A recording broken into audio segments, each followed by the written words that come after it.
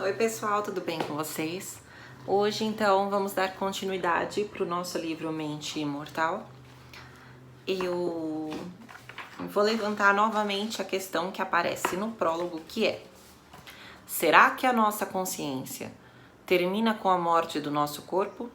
Ou será que ela continua a existir de alguma outra maneira, talvez em outro domínio ou dimensão do universo? Esse livro ele é dividido em várias partes, tá bom? A primeira parte, ele vai tentar responder a pergunta: será possível haver uma consciência que não estivesse associada a um cérebro vivo? Quanto às evidências, a primeira vai ser sobre EQM, experiência de quase morte. Não é só ela que vai aparecer, mas como é um capítulo muito longo e com muitos dados científicos, eu vou apresentar ele na íntegra para vocês hoje e depois eu vou fazendo mais e mais vídeos, tá bom? Inicialmente, a experiência de quase morte diz que é possível ter uma experiência consciente durante o tempo em que o cérebro está temporariamente disfuncional. Ou seja, uma disfunção cerebral que pode ser ocasionada por uma doença muito grave, uma doença séria, ou algum dano cerebral, que nesse caso é reversível porque a pessoa voltou para contar, né? Situação em que o sinal cerebral cessa e depois retorna. E esse período em que o sinal cerebral cessa, ele é um período que é crítico. Então são alguns poucos segundos que não são excedidos para você não ter uma disfunção cerebral permanente, tá? E aí sim você tem então o retorno da consciência que estava associada ao cérebro. Hoje, esse tipo de manifestação é considerado uma anomalia, ela não é levada em consideração pelo atual paradigma da ciência, a medicina, tá bom? Eles dizem que isso é um produto da função cerebral. Mas, no final desse capítulo, eu vou trazer todas as divergências que existem para realmente refutar a ideia da EQM, nesse caso, tá bom? Por exemplo, não são todas as pessoas que morrem e voltam, são reanimadas ou ressuscitadas, que lembram de ter uma EQM. Dentro de uma amostragem aqui dentro da minha casa, somos em 5 pessoas com o meu filho, uma pessoa da minha casa teve uma EQM. Então, sendo que de 5 pessoas, somente uma teve uma situação de quase morte, a gente ainda tem um 100%, né? Mas dentre toda a população, realmente é um número pequeno de EQM, tá? Tá?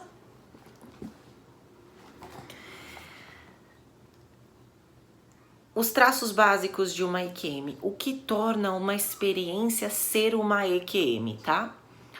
Dentre todas as consistências dos relatos, todos os traços que foram analisados, os traços básicos são sensação de estar morto, paz ou ausência de dor, experiência fora do corpo, a experiência do túnel, encontros com um membro de família ou outras pessoas do seu ambiente, rápida ascensão ao céu, relutância em retornar ao corpo, revisão de vida passada e encontro com um ser de luz. A maioria das pessoas não tem todos os traços. Então, às vezes a gente fala de um traço, de 2 traços, 3 traços, mas é necessário não ter atividade cerebral durante o momento da EQM, tá bom? Aí sim você tem uma EQM. O relato mais antigo da experiência de vida, de lembrança, né, que nós temos hoje, é definido pelo Platão no livro A República, no finalzinho do livro da República. Eu tive acesso ao mito de Er, que é esse mito que vai falar aqui, e eu vou contar um pedacinho dele, mas eu peço para que vocês procurem. Se vocês quiserem, eu posso disponibilizar para vocês, tá bom? É um mito muito legal.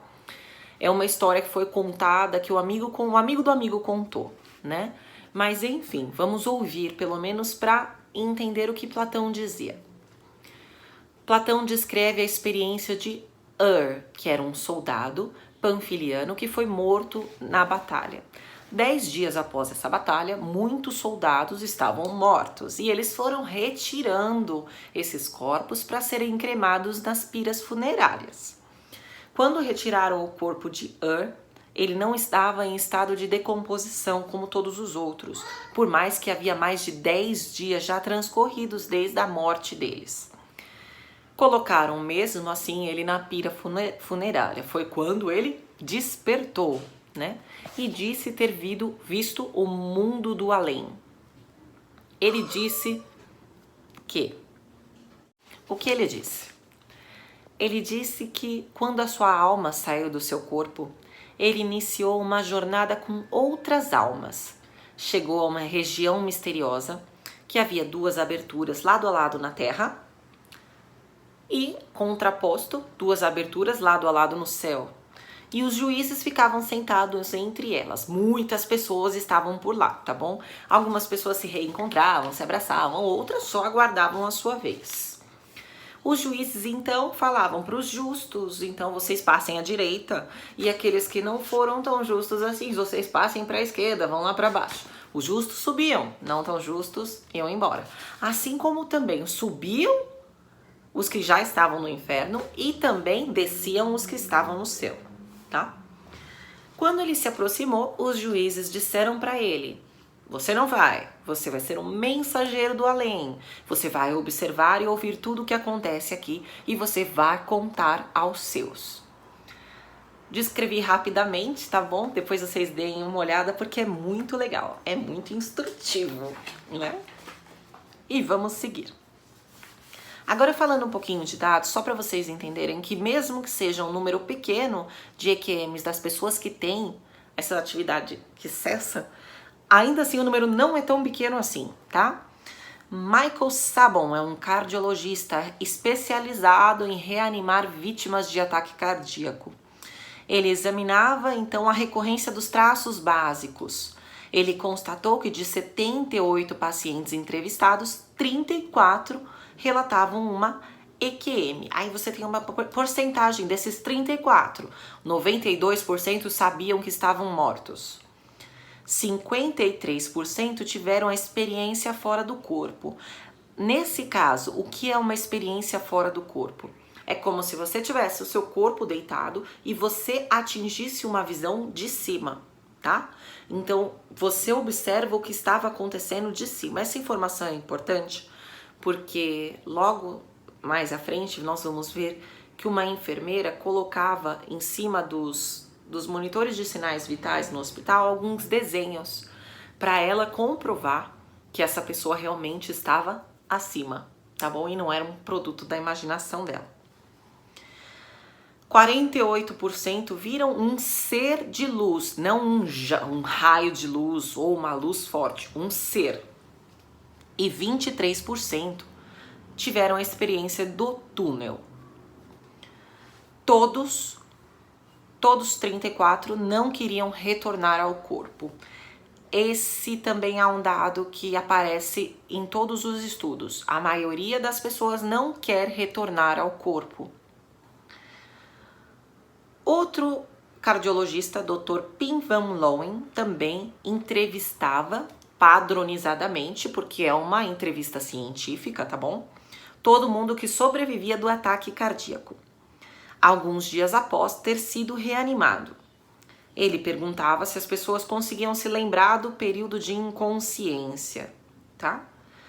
282 dos 344 não se lembravam. Mas 62 lembravam sim.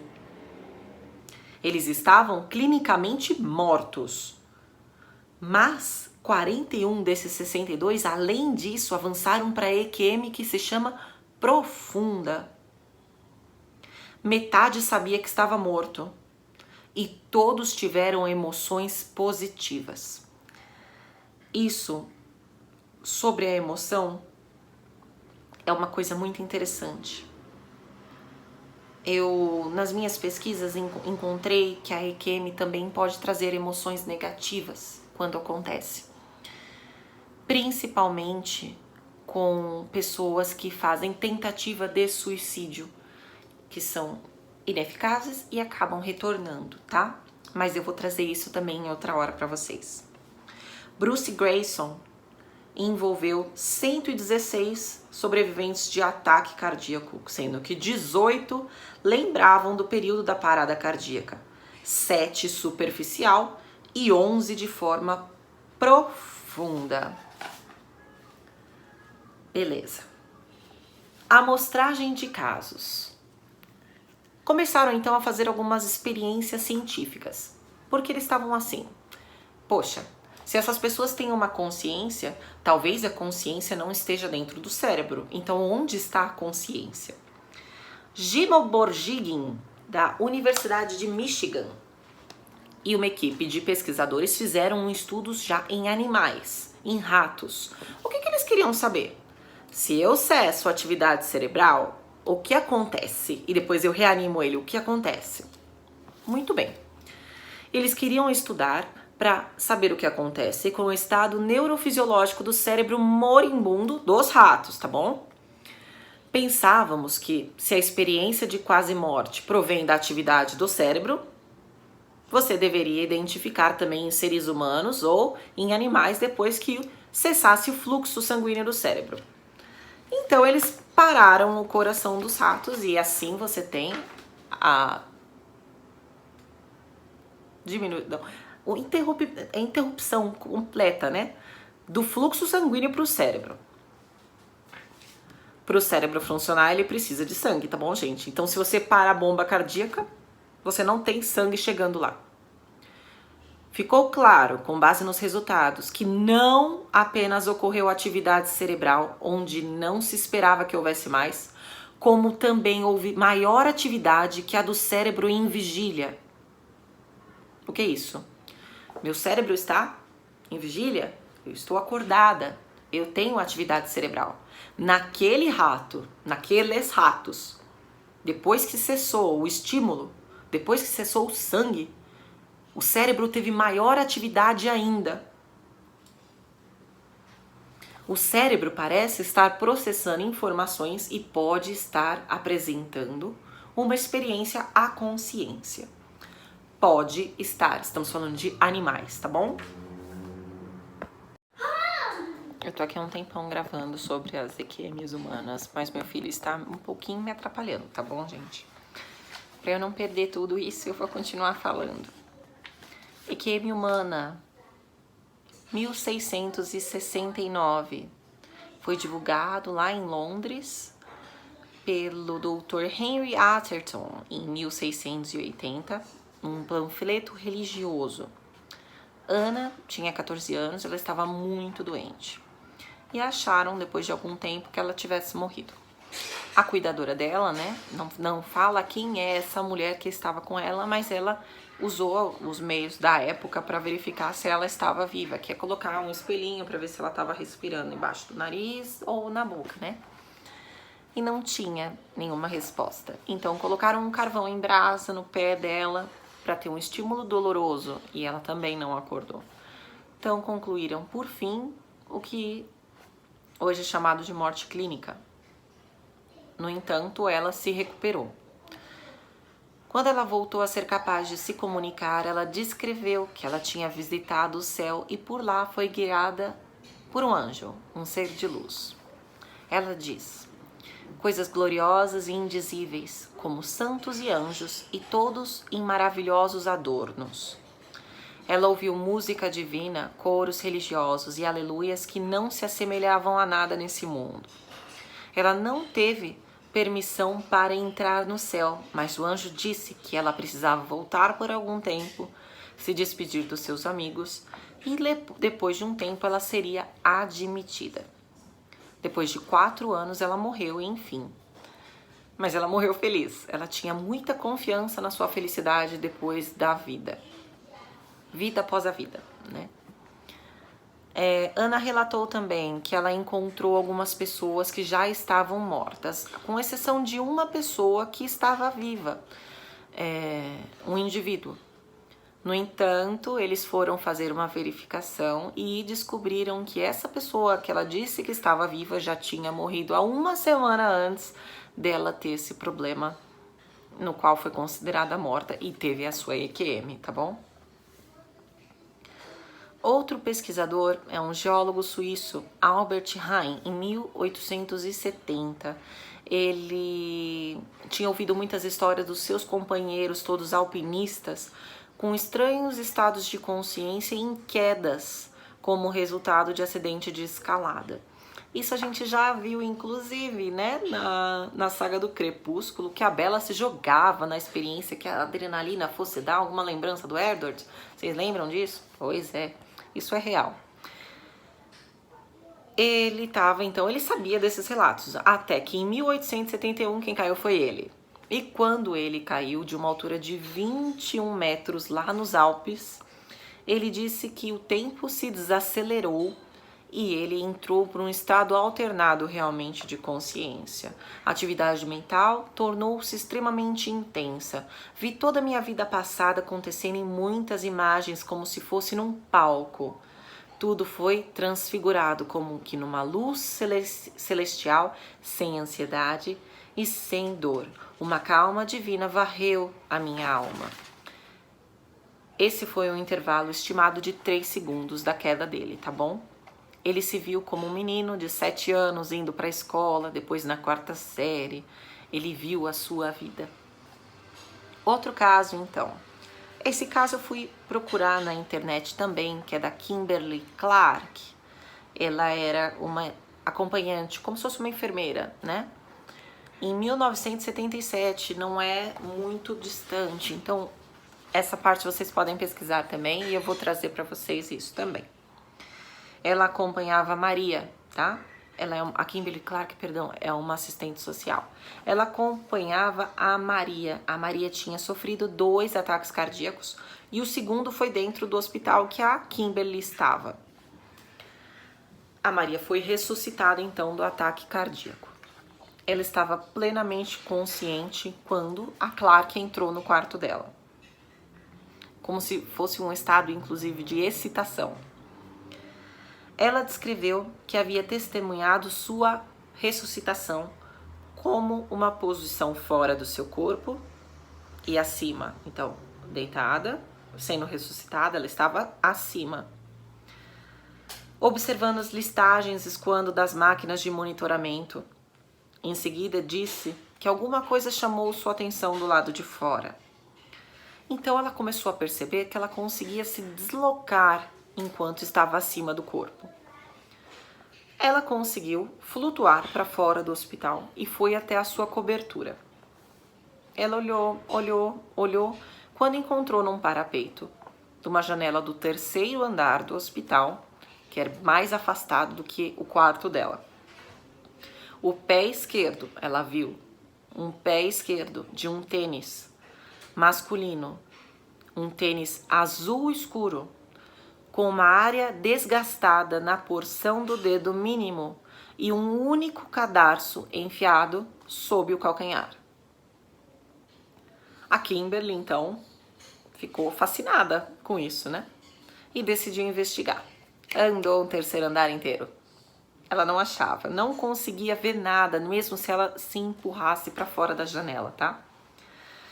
Mas, por fim, ela encontrou o tal do tênis. Embora dentro do hospital ela não pudesse ver a área desgastada, nem o cadarço, então eles conseguiram recuperar esse tênis. Confirmaram um tênis azul escuro, com a posição do dedo mínimo desgastada, exatamente como a Maria descreveu, no 3º andar, só que o cadarço não dava para ver, porque na hora que eles retiraram, a posição dele se perdeu, né?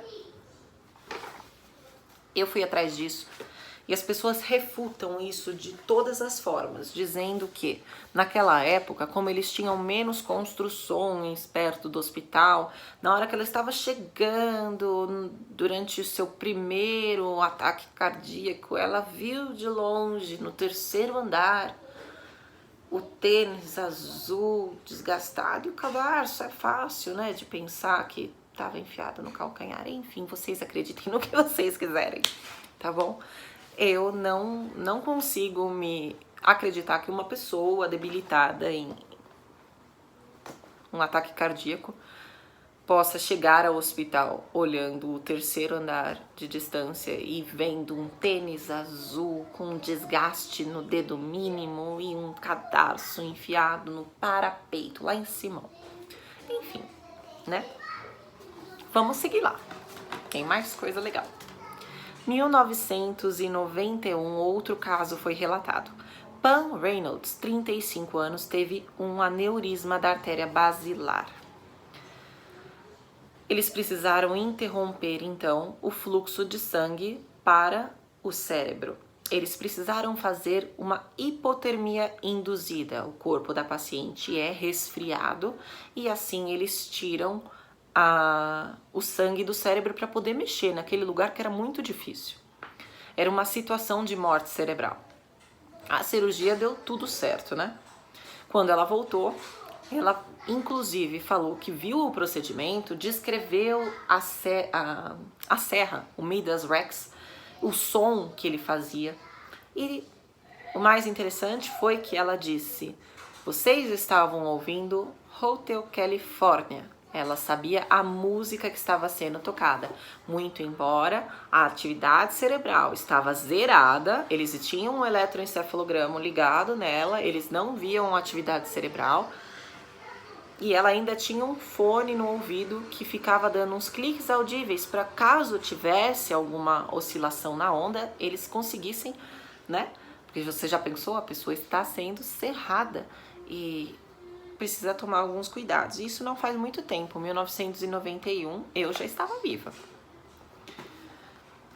A Pam, ela também viu seu corpo do lado de fora, tá? E ela foi sugada para dentro desse túnel de luz. Ela viu também parentes falecidos. O tio dela disse: você tem que voltar. E ela diz que a sensação de voltar ao corpo é horrível. A sensação é de mergulhar numa piscina de água tão fria que dói. Will Murta, 1999, ele estava andando de bike e uma onda gigantesca em Dawlish, na costa sul da Inglaterra, né?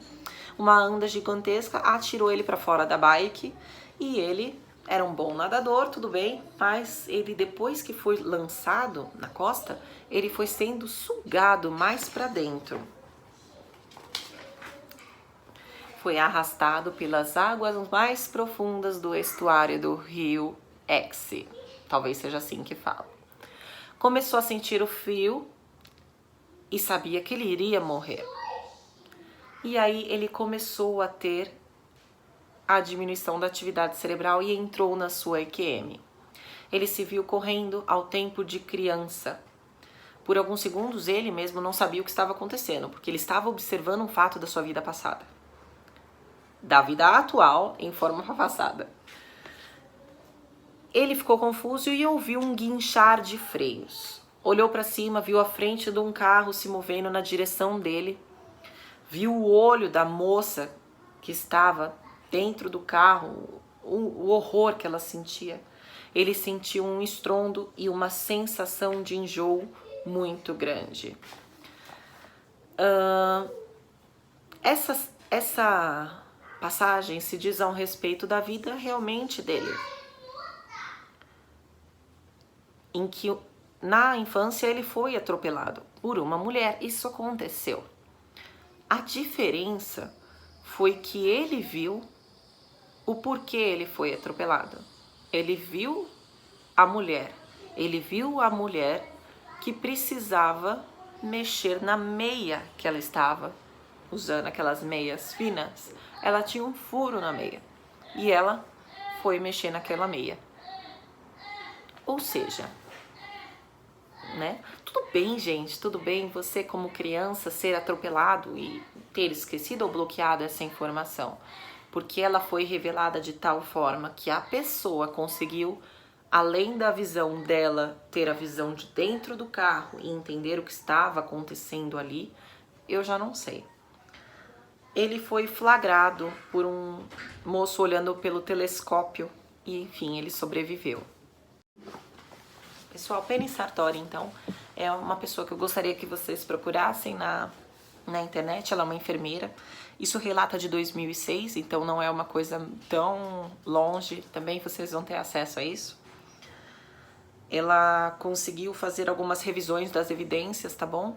Sobre as experiências de quase morte estimuladas por ataques cardíacos, reanimação cardíaca, que foi inclusive da amostragem da minha casa. Meu pai foi um sobrevivente não teve um ataque cardíaco, mas ele precisou fazer uma cirurgia cardíaca, tá bom? Nisso eles conseguiram descobrir que os pacientes ficavam fora do corpo, geralmente no teto. Por isso que ela colocava aqueles desenhos em cima dos monitores, tá? Eu vou falar uma que ela descreve aqui. A paciente relata que viu a mãe morta no túnel de luz, em que a mãe dizia que não tinha chego a hora e ela precisava voltar. Outra que tinha um ataque de asma. Intensa sensação de calma e paz e se viu flutuando acima do corpo, estendido na cama. Quando ela estava flutuando, ela viu uma ratoeira. A gente está falando no hospital, com um armário. E lá dentro do armário, na parte de cima, ela viu uma ratoeira. Tá bom? E que depois ela flutuou em direção a uma luz brilhante, branca, que via coisas se movendo, pessoas dizendo que ela precisava voltar. E foi o que ela fez. Então ela disse a Penny: olha, você pode verificar se tem uma ratoeira em cima daquele armário? E tinha uma ratoeira no topo do armário, situada em local totalmente fora do campo de visão para qualquer pessoa. 5 anos Penny dirigiu o estudo na UTI. Ela colocava símbolos escondidos sobre o monitor cardíaco de cada paciente. Não poderia ser visto por nenhum paciente de pé. Então aquele símbolo só garantia se você ficasse em cima, no teto.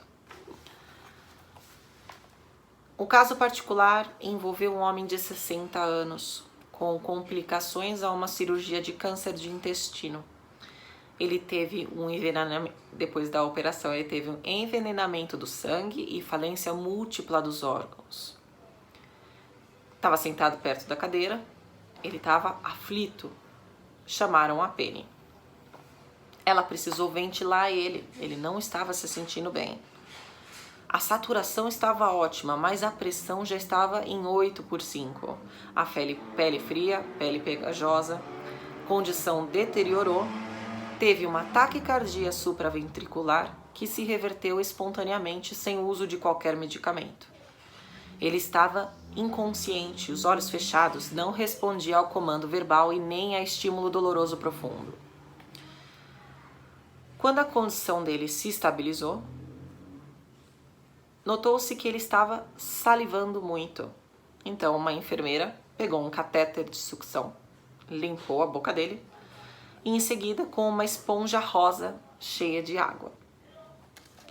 Depois de 30 minutos, o paciente ainda não estava alerta. Demorou cerca de 3 horas para recuperar a consciência.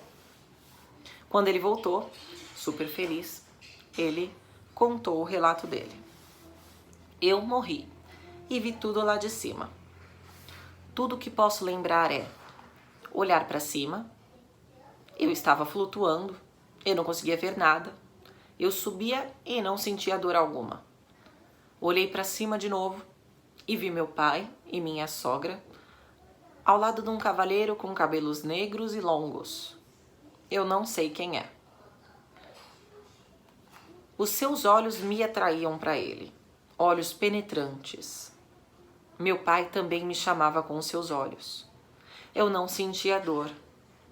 Houve uma conversa, mas não foi usada palavra. Era uma conversa por meio da mente. Eu podia ver todas as pessoas presentes ao meu redor. A terapeuta-chefe estava em pânico, porque foi ela que tinha me colocado na cadeira. Ela se escondia atrás das cortinas e continuava a remexer a cabeça para ver como eu estava. A Penny, a enfermeira, estava tirando alguma coisa da minha boca.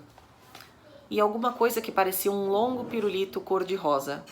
Alguma coisa cor-de-rosa em uma varinha. Eu não sei o que é. Então eu recebi a informação que eu devia voltar, porque eu não estava pronto. Legal, né, gente? Aqui também tem um relato de Amanda Cable. Eu não vou falar porque senão vai ficar muito extenso. Mas é a mesma coisa, só que no relato de Amanda Cable, ela viu uma pessoa que estava viva. E esse é um argumento que refuta a EQM. Ele fala assim, como assim você viu uma pessoa que está viva, tá? No caso dela, ela viu a filha. Era o primeiro dia de aula da filha, ela estava no hospital, ela teve um agravamento, agravou o problema de saúde dela, ela perdeu o primeiro dia de aula da filha. E se ela perdeu o primeiro dia de aula da filha, ela não deveria saber como a filha estava vestida, ela não deveria saber como o marido arrumou o cabelo da filha, ela não deveria saber coisas assim. Ainda se fosse assim uma situação, a menina usa o cabelo assim sempre. Nesse caso não, estava de um jeito que a menina não usa e não deixa ninguém o colocar. Quando o marido voltou para visitar a mulher que estava no hospital, ele trouxe uma foto, que é exatamente a foto da menina que ela viu na IQM, que era a filha dela, com o cabelo preso em cachos, que não era uma coisa que ela utilizava. Mas enfim, é um argumento que refuta a EQM que você viu alguém vivo, sendo que você fala que a maioria das EQMs é com alguém morto, tá? Outra objeção. A experiência do túnel e o aparecimento de uma luz brilhante no fundo podem ter origem em um súbito jorro de sangue no cérebro, tá bom? Isso acontece quando o organismo está entrando na fase crítica, que ele vai morrer, e você tem um súbito jorro de sangue no cérebro. Tudo fica branco, você entra num estado de túnel, dentro da sensação do túnel. Isso pode acontecer. Sim, isso é ciência. Isso pode ser, tá? Outro motivo de objeção é que a EQM não ocorre em todos os casos que os pacientes estavam no limiar da vida e a morte e retornaram, tá bom? Mas essa não é de fato uma objeção séria, tá? Porque a gente tem um número muito grande de indivíduos que conseguiram relatar isso. Outro motivo que eles dizem para estar refutando é, por exemplo, já comentei no caso da Maria, que viu lá de longe aquela informação que pode ter sido acessada em algum momento pelo cérebro, tá bom? Esse primeiro capítulo é muito extenso. A EQM é uma coisa muito legal de se estudar. Existem muitos outros relatos, tá bom? O próximo é um pouquinho mais legal ainda, então eu espero que vocês tenham assistido esse vídeo gigante para que a gente consiga discutir o que vem a seguir, que vocês vão se impressionar, tá bom? Um beijo enorme para vocês, eu não vou me alongar e força, muita luz agora nessa fase de regeneração, transição planetária. Graças a Deus estamos vivos para ver esse momento. Um beijo enorme.